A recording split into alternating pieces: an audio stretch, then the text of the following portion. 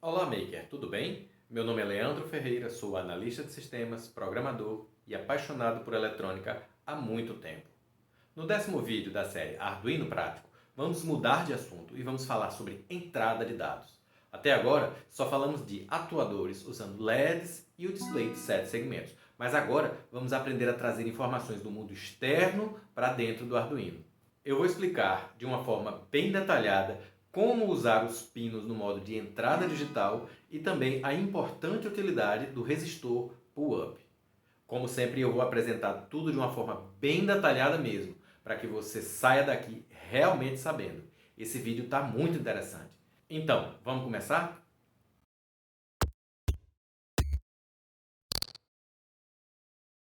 Vamos mudar um pouco de assunto. Até o momento, nós vimos falando sobre o LED, sobre display de 7 segmentos, sobre elementos que são, por natureza, atuadores. Lembra? Atuadores são elementos que interferem no meio externo, que levam informações do Arduino para o meio externo. O que nós vamos falar agora é o caminho exatamente inverso, ou seja, equipamentos, aparelhos que sejam responsáveis por trazer informações do meio externo para dentro do Arduino. Então, eles não são atuadores, eles são chamados de sensores. E o elemento mais simples para representar um sensor que nós podemos ter é esse aqui. Isso aqui é um botão de pressão, um switch de pressão. É um elemento que, a depender se ele está apertado ou não, ele entrega ao Arduino um valor ou outro. Esse elemento ele é muito conhecido no nosso dia a dia, que é o elemento que está dentro de qualquer mouse que nós conhecemos. Então, quando nós apertamos o botão esquerdo, ou o botão direito, ou o botão do meio do mouse, nós estamos, na verdade, acionando um elemento desse. A estrutura dele é assim, ele tem 4 conectores. Desses conectores, 2 a 2 estão ligados direto, ou seja, esse está ligado a esse, para sempre, eternamente, e esse aqui está ligado a esse eternamente. Quando nós apertamos o botão, quando nós clicamos o botão, enquanto o botão estiver pressionado, todos os 4 contatos estarão fechados, certo? Essa linha daqui estará fechada com essa daqui. Então vamos guardar esse elemento aqui na nossa protoboard por enquanto e vamos montar um circuito que nós já estamos bem familiarizados. Nós vamos ligar esse LED através de um resistor ao GND, né? A linha azul aqui da nossa protoboard que está sendo alimentada pelo Arduino através da porta GND do Arduino. Então esse azul aqui é o GND, nós já vimos isso, e o lado positivo do LED, o ânodo, vai ser ligado ao lado positivo da nossa alimentação. Era de se esperar, naturalmente, que o LED acendesse, claro. Então, em vez de ligar diretamente no 5 volts, nós vamos ligar o ânodo do LED no pino 4 do Arduino. E aqui no lado esquerdo da tela nós vamos fazer o que já fizemos 1000 vezes. Pin mode 4, output. O pino 4 vai ser de saída. E aqui no loop nós vamos botar digital write 4, high. Nenhum segredo até agora, nós vamos simplesmente acender o LED do pino 4, como nós já vimos várias vezes. E de fato funcionou. O pino 4 está em high e o LED acende. Certo. Agora o que nós queremos fazer é o caminho inverso. Veja só. Vamos definir aqui um outro pino, o pino 3, e vamos dizer que esse pino não é mais de saída como nós estávamos habituados a fazer, e sim de entrada. Ok? Então, o pino 3, que nós não estamos conectados ali no Arduino a nada ainda, ele vai ser um pino de entrada. Então, analogamente ao digital write, nós também temos uma função chamada digital read, que não recebe mais 2 parâmetros e sim um parâmetro só. Essa função, ela é uma função que, como todas as funções, elas retornam um valor. E esse valor ele pode ser usado. Até agora nós vimos chamando funções assim, simplesmente passando os parâmetros e pronto. Da mesma maneira, nós tínhamos feito isso aqui, ó, delay 500, lembra? Sempre chamando funções e sempre ignorando que elas retornam resultados. Mas agora nós vamos usar o resultado que retorna de uma função. X igual a digital read 4. Ora, se digital read vai ler... Tá tudo errado aqui, né? Esse aqui não é o pino 4, é o pino 3. Vamos lá. Se digital read vai ler um sinal digital vindo do pino 3, significa então que nós já temos uma ideia de quais valores digital read pode retornar. São os valores high, se o pino 3 estiver ligado em 5 volts, ou low, se o pino 3 estiver ligado no GND. Então, se essa função vai retornar high ou low, significa que essa função vai retornar 1 ou 0. Então, qual seria o tipo de variável que eu declararia para armazenar um valor 1 ou 0? Por enquanto, nós conhecemos dois tipos, que é o byte e o int, então vamos usar o byte, que é mais do que suficiente para receber um desses dois valores, ok? Então, x vai receber digital read 3, que vai ser um valor entre 0 e 1. Se a porta 3 estiver ligada nos 5 volts, x vai valer 1. Se a porta 3 estiver ligada em 0 volts, em GND, x vai receber 0. Ok? Então, vamos usar esse resultado agora. Se x for igual a low, ou seja, se x for igual a 0, tanto faz eu escrever aqui, mas vou escrever low para que você entenda que eu estou falando de uma grandeza digital. Pode assumir dois valores. Então, se x igual a low, então escreva no pino 4, high, acenda o LED. Se não, tudo isso nós já vimos, digital write no mesmo pino 4, low. Claro que existem formas mais eficientes de se escrever esse código, mas a forma mais didática que eu conheço é essa, então vamos usar essa forma por enquanto. Então, o que ele vai fazer? Ele vai ler o pino 3, vai verificar que valor existe no pino 3, se é 0 volts ou 5 volts, e baseado nesse valor, ele vai acender ou apagar o LED. Se o pino 3 estiver ligado no GND, ele acende o LED, se não, ele apaga o LED. Vamos rodar esse código e ver o que acontece. O LED está aceso. Não tão aceso, a gente vai ver isso já já. Mas vamos aqui ligar o pino 3, aqui, que é um pino de entrada, e vamos ligar esse pino direto aqui no GND. Vamos ver o que acontece. Liguei direto no GND. Agora o LED acendeu de verdade. O LED está totalmente aceso. Vou desligar aqui. Ele fica com um brilho pela metade. E vou ligar no 5 volts. Aí o LED apaga. Exatamente o que nós esperávamos no nosso programa. Se tiver em 0 volts, ou seja, se o pino 3 for 0 volts, acenda o LED. Se não, apague o LED. Ou seja, se o pino 3 estiver em 0 volts, acenda o LED. Se não, apague o LED. A grande dúvida é o que está acontecendo aqui no meio do caminho, porque ele não está nem aceso e nem apagado. Ele está no meio do caminho. Vamos entender com detalhes isso no decorrer desse vídeo ainda, tá? Mas por enquanto, em vez de ligar direto aqui, eu quero ligar isso daqui aqui. E o outro conector desse switch, eu vou ligar ao GND aqui. Significa que se eu apertar esse botão, 3 vai para 0, o pino 3 vai para 0 e, consequentemente, o LED acende. A minha esperança era que se eu tirasse o dedo, o LED apagasse, porque ele iria para 5 volts. Mas não é o que está acontecendo, o LED está ficando pela metade.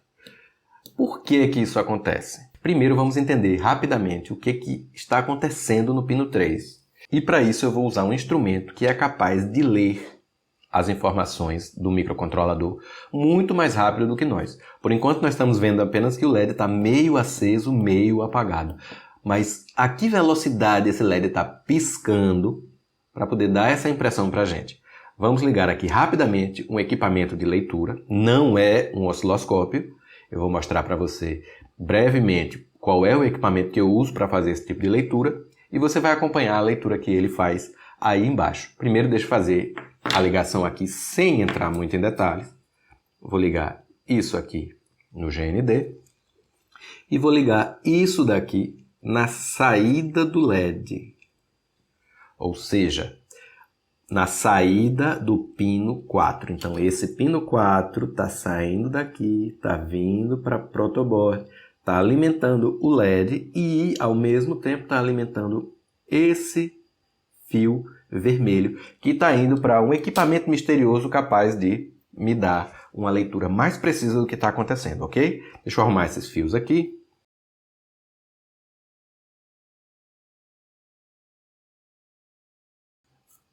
E eu vou mostrar para você agora uma janelinha nova aí embaixo da tela, presta atenção. Essa janelinha nova vai me mostrar o que é que está acontecendo nesse ponto do circuito. O que está acontecendo? Através desse sensor ele vai me mostrar o que está acontecendo nesse ponto do circuito.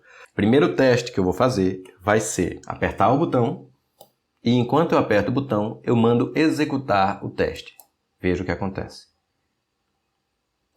Essa linha daqui, embaixo da sua tela, essa linha verde, está indicando que esse ponto do circuito está sempre em high enquanto eu aperto esse botão. É simples entender isso, porque quando eu aperto o botão, o LED acende, certo? Então significa que o circuito está em high.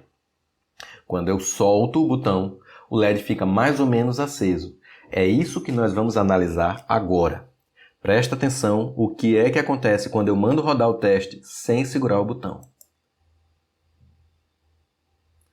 Vamos interpretar isso? Observe essa linha embaixo da tela. Ela está subindo e descendo de high para low.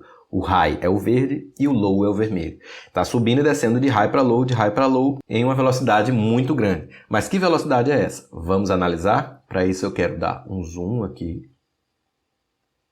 E eu quero medir numa distância que vai daqui para cá, que é exatamente um ciclo completo. Ele está embaixo, sobe, está em cima, desce novamente e repete esse ciclo infinitamente.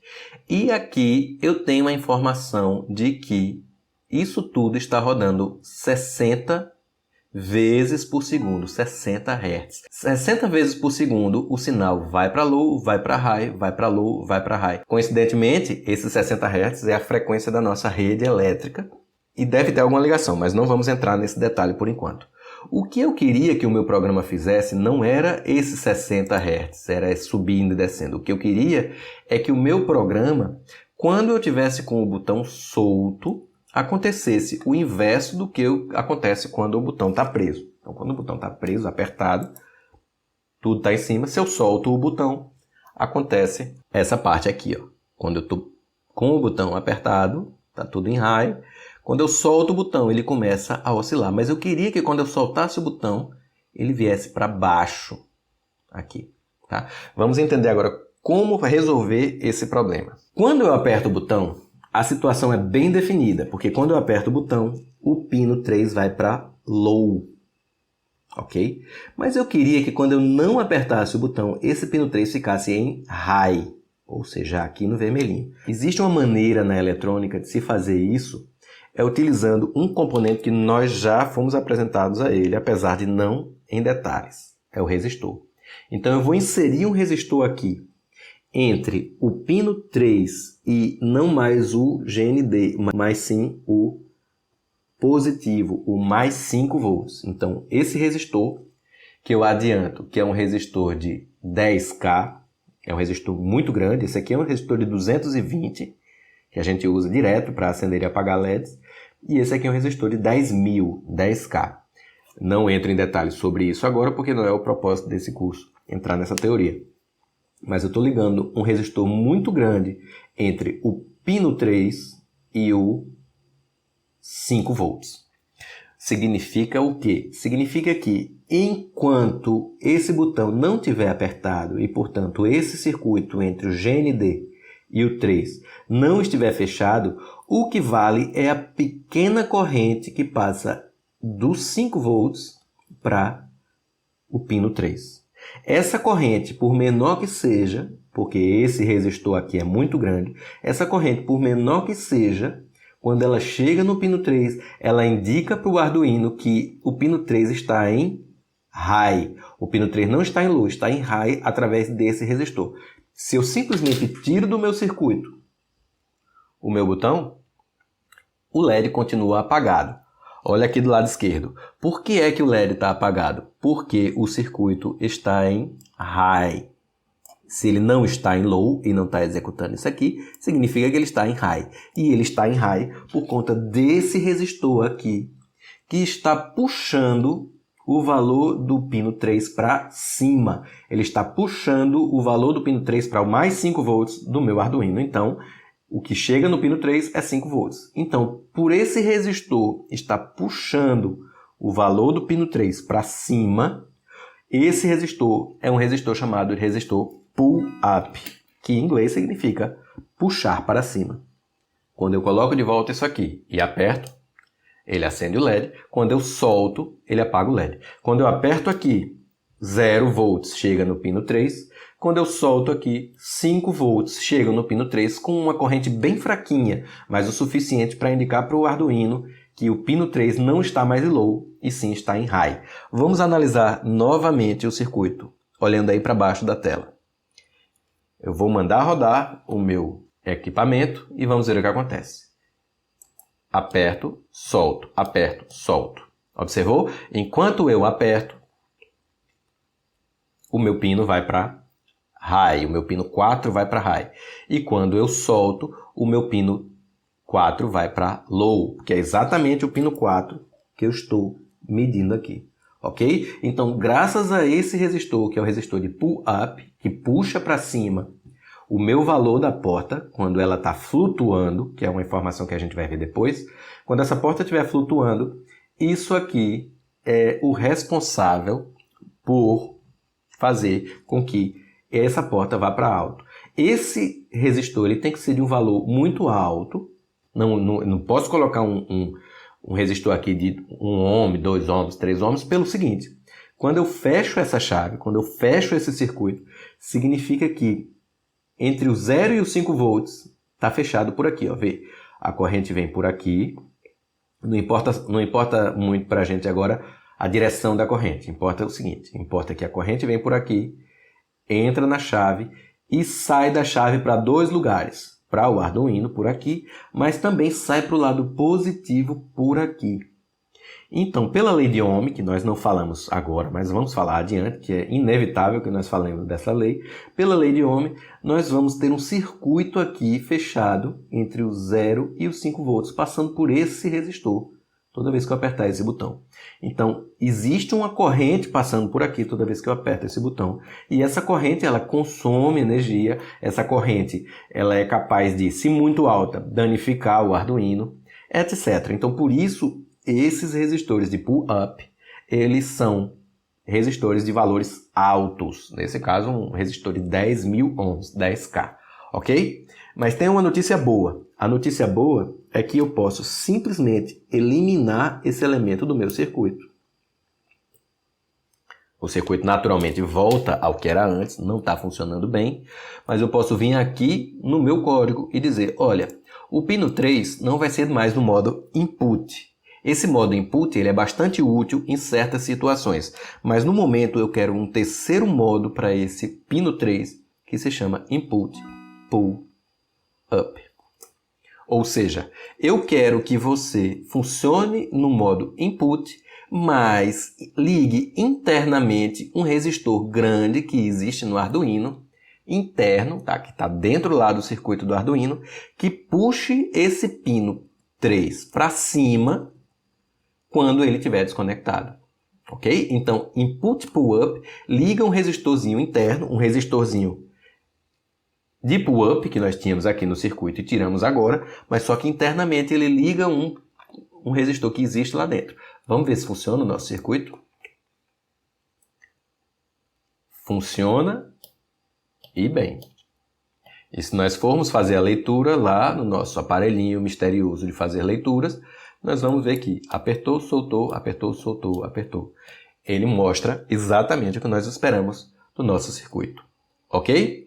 Agora que nós sabemos um pouco mais sobre o uso dos pinos do Arduino como entrada e sabemos uma noção básica sobre o pull-up, nós podemos continuar com outro assunto no próximo vídeo.